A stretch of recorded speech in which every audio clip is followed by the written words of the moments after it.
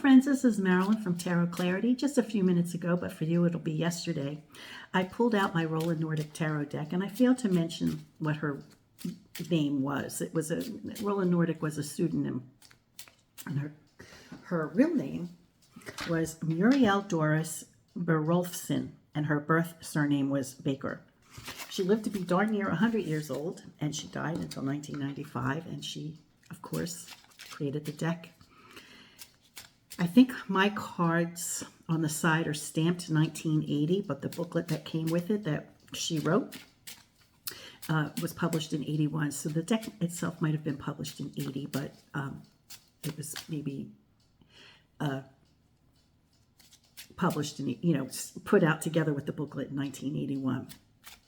So using that deck, I had to pull out the Inversion Tarot because I wanted to show you how there is a modern day deck that was based on the Rolla Nordic that is currently out of print. So this one came out. And this one, it's not exactly the same. Aside from the fact that the images are inverted, rather than black ink on white, it's white ink on black. But they took liberties. It's only inspired by, and one of the things they definitely got wrong was the Justice card being 11 rather than 8 in this deck. Rolla Nordic had the Justice as 8. But at any rate, one of the questions that I thought I'd use this for was sort of, I got a kernel of I got the idea on a subscriber, something a subscriber commented on. And I had already had the idea in my head, but the person who commented prompted me to look at, it was probably time to do that. Now, the comment was on the ancestor worship. And for some of you who are familiar with me, I have this ancestor that I reference quite a lot. She's the reason I created this video, this channel. And her name was Josefa. And her story, if you've ever caught it, my story of Josefa, is fascinating. And I was trying to, it took me decades to put together an image, the story of Josefa. And I still have a lot of missing pieces. I still don't know where she's buried. I don't know where she died, which are things that I'd really like to find out before I pass on, But when my father passed away, my mother handed me this big brown bag with hundreds, literally, of photographs that were just tossed in her garage in Cape May, New Jersey. And she's like, you want these for your father's relatives? I'm like, yes, And it was literally hundreds of photographs of my father's ancestors and people that are long gone. And I recognized certain pictures, like of my father as a baby or a little boy, not as a baby, but as a child. And I recognized, the images of my grandparents when they were young. And I was hoping that there was a photograph of Josefa in there because I knew that just Josefa and my grandfather were reunited after many years apart. She came to the U.S. before him. It's a long story, but if you find my other video, you'll figure out why. And so I knew they had a relationship, and I knew my father knew his grandmother. So I knew, right, that there must be pictures of her.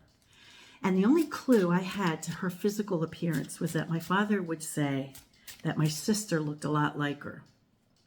And that might have been why my father, it seemed in many ways that my father had a soft spot for my sister because she physically looked like Josefa. So the only clue I had while going through those hundreds of photographs, and I sat down one day with gloves on because they were so dusty.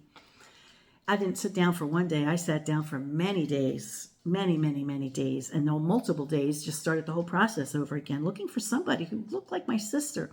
And in some cases, there were group photographs of like hundreds of people, well, dozens at least. And then I finally found at least 2 photographs where I realized, oh my God, that's Josefa. And I have like 100% certainty that those 2 particular photographs are Josefa. So it got me thinking, getting to the question, is what did I inherit from Josefa? You know, like my sister inherited her physical features, but I don't look anything like my sister. My sister, or our appearance is night and day. So my sister looks like Josefa. I don't. And so I just wondered, like, what did I get? You know, I don't know that I got any physical features of her.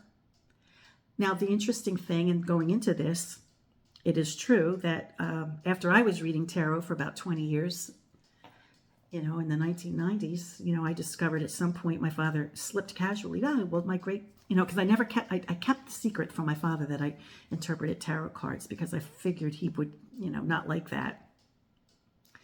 But he was like, oh, my grandmother read tarot cards. Josefa did that.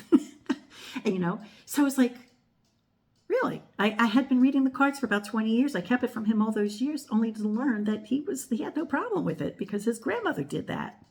So I thought that was interesting. And she died, I presume she must have died in the 1950s sometime. But I have no record of her passing. I can't find it. I can't find where she's buried. Anyway, that's another story. So aside from the tarot reading, which I was doing before I even knew she did it, I had no knowledge that Josefa had that side to her. And I'm just wondering, maybe that's it. Maybe that is the thing that I've learned about. Maybe that is what I've inherited from Josefa. But I still want, you know, I would still at least like to have validation. You know, I'd like to have validation on that. I got that from her. So let's flip the camera and see what pops up. Alrighty. So, I mean, this is a period of time when the veil is thin. This is October, I think it's the 23rd. It's Friday, but you'll see this on Saturday. But the veil is thin, you know, and I'm increasingly thinking about my ancestors, like many of you might be. And this might not be a bad way to tap into our ancestors, you know, like what did they, if you have a, for example, if you have a trait that you're curious to know where it came from, this would be a great application of the cards. Now, I think I've already confirmed before I started that my tarot reading is probably a direct thing from her, but there might be other things that I've inherited from her. So let's see. Two of coins or two of pentacles.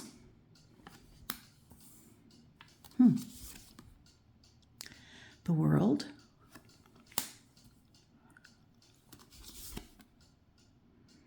Three swords. I'm not feeling much. The page of batons.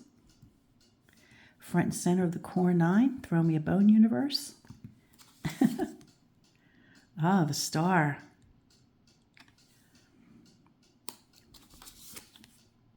Five cups. 10 coins or pentacles. 4 cups. And the king of wands or batons. Well, I'm not saying as I'm really feeling it. I mean, I know she made her money. Now, she was a maid. You know, her big job, or her primary job was she was a maid. But she definitely read, you know, she read tea leaves. She read tarot cards. She rolled dice. She was definitely a fortune teller because it was a way for, you know, for putting money in her pocket. So I don't know that I'm actually seeing these coins as, you know, what the 2 of coins might mean or the 10 of coins might mean, but more like it was the change in her pocket. It was the money in her pocket. And this is the money in my pocket too. Who am I kidding? I mean, I had a career as an educator. I've actually reinvented myself a number of times. I was first an artist, and I worked for a company as a commercial artist. Then what else did I do? Then I was an educator. How did I forget that? I was an educator. And then I married people. I became an officiant. officiant, and I, married individuals. And then I concurrently did, and I always did the cards. So it's the way that we both made money. Now, this Page of Wands is a youngster and probably a little boy. So I'm not really sure what this is suggesting. I did a reading that I didn't show on here before, and this popped up. I didn't use this deck, but the Page of Batons popped up representing my grandfather in a situation that I was reading. So I'm wondering if this was how she supported her youngster. This was one of the ways that she supported her youngster, in case I missed the fact that this was how she made her coin. That's interesting. So we have the two most interesting cards to me are the World card and the Star card, suggesting perhaps a certain amount of spirituality. We don't have the Moon card here. Maybe the Moon card, I'm not sure if the Moon card will be a Quint card or not, but the Moon card isn't front and center of the core nine. We have the Star. So it's a card of navigation, a card of inspiration, a card of hope. And it's front and center. So it makes me wonder if the essence of who I am is similar to the essence of who she was. Let me pull the Quint cards before I say too much more. Well, here's the Moon. Here's the Moon. So there's validation for me. Now, one time, not on film, it probably was the same read that I associated this with my grandfather, with a different deck. But I asked for, I was, not, I don't want to say communicating, but I was trying to tap into the essence of Josefa, and the female pope popped up, which led me to believe that there was a connection between us. Now that does not pop up here, but I think I have pretty decent validation of what I feel like with the Moon card. Now I felt it to a large degree when I saw the World and the Star card, right? The way we navigate our way through the world, the way we go through the world, the way we balance ourselves, emotionally, how we make money, how we support our kids. Now it's just to support my pet project, which is, this channel, right? And that, we're outside of the norms of society. This is, with the card, if we look at the origin story of the Fool, they were outside the norms of society, maybe because they were reckless, maybe because they just were wild, right? And she was wild. The stories that my father told me about. See, the cuckoo knows. So she had a wild side about her. Now, I might look like a nice little old lady, and I am, but I was also once very young, right? And I, still water runs deep, you know what I'm saying? But at any rate, so, and I've always seen myself as a little bit of outside of society because I've had experiences that I quickly learned that other people don't have. And it was something that I kept to myself, which above and beyond just reading tarot for change or for money. I'm wondering if the whole psychic aspect of my life, or the whole part where, information is received, if that didn't come from her too. If that didn't come from her as well, not just the fact that I like tarot cards, those kinds, those personality traits, they come from somewhere. I mean, we are a biological organism, right? We are a biological product of all the things that have been put together that make us.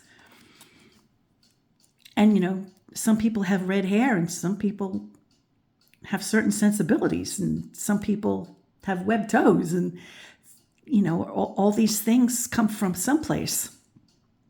And so I'm thinking that the psychic side of me, the part of me that's outside of normal society or typical society, which is how I've always felt. I mean, I was reading the tarot cards for about 20 years before I even told my own father, right? Before I even told my own father. And then, of the incarnations, I was an artist. I got hired as a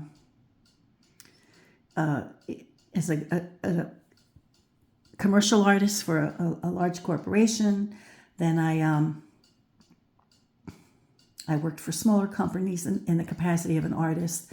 Then I became a teacher, an educator.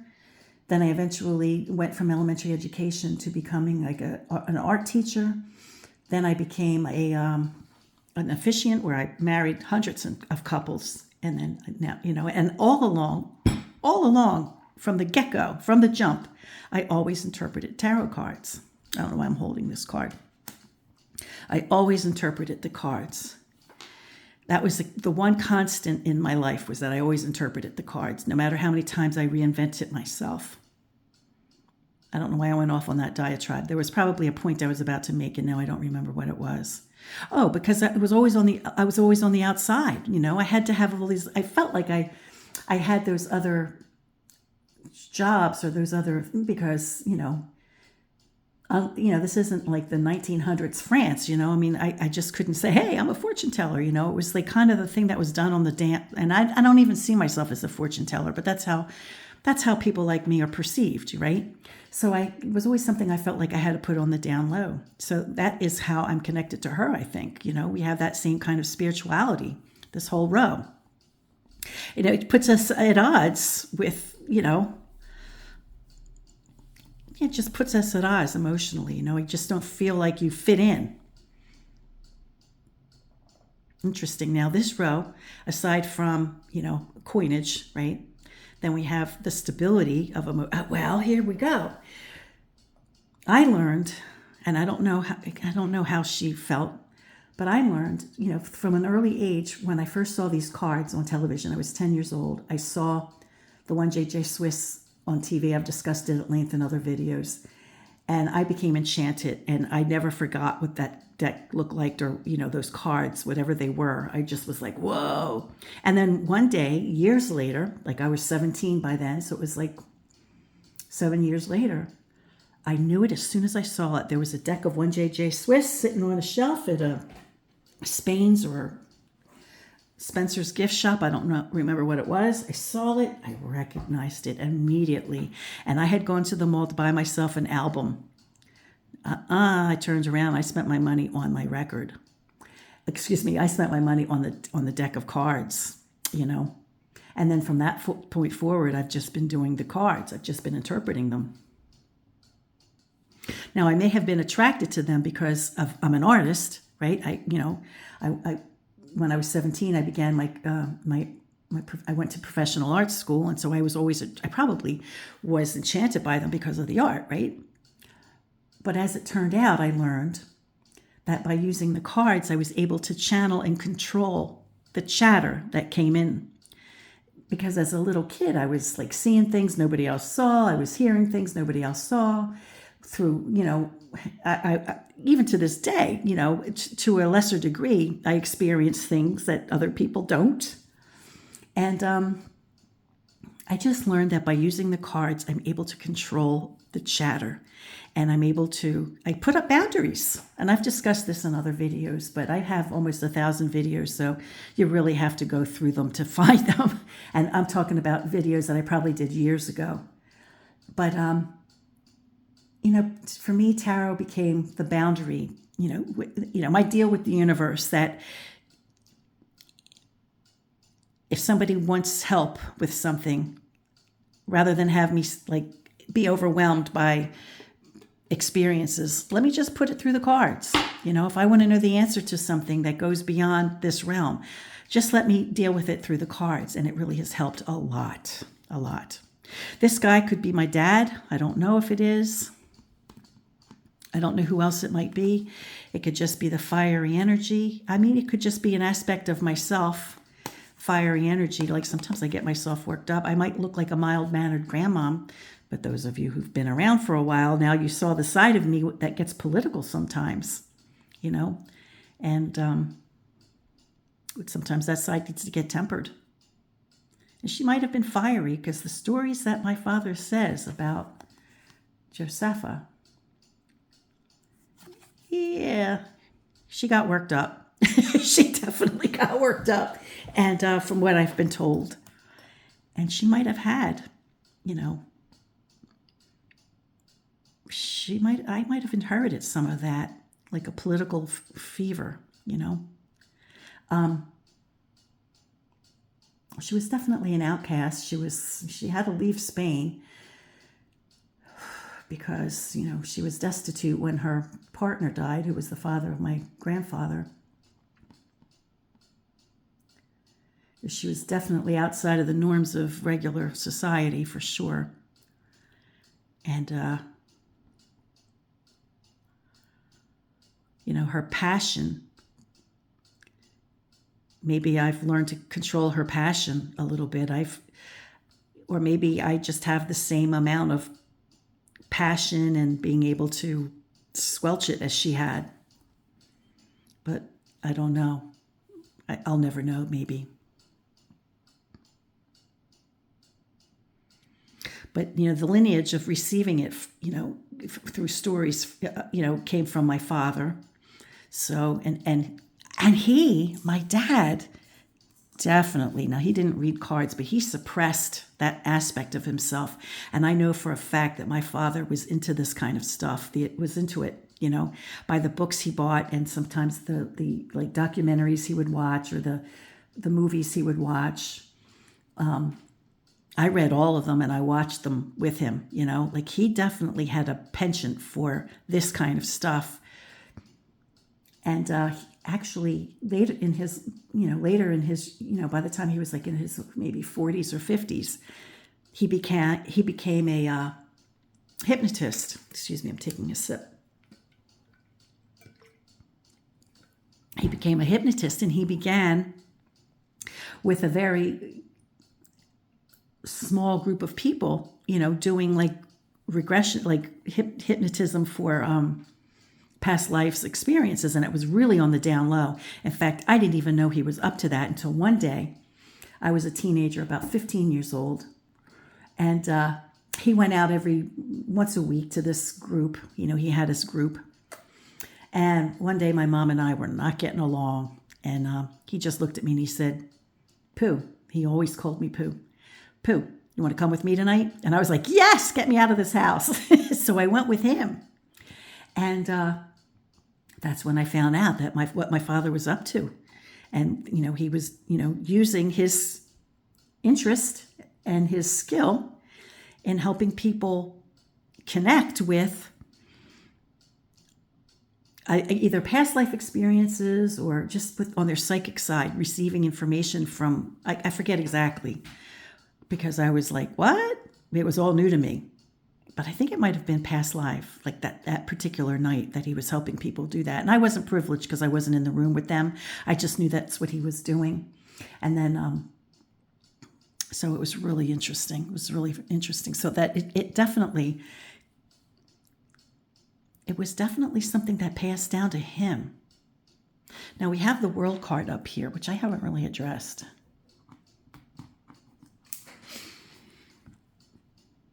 But it could just be the whole essence of us,